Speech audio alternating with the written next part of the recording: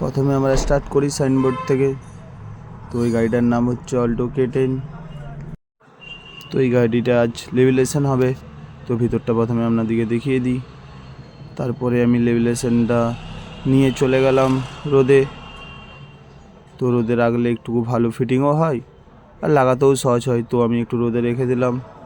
তারপরে আমি নিয়ে চলে এলাম ওটাকে ফিটিং করার জন্য।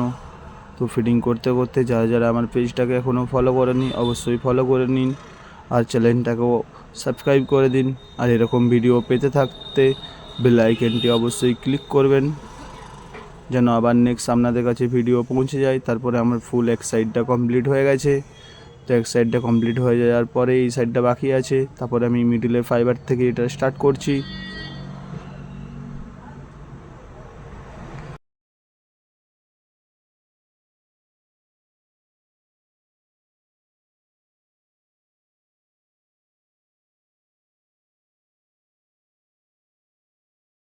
তো আমার ফাইবারগুলো লাগানো ফুল কমপ্লিট হয়ে গেছে।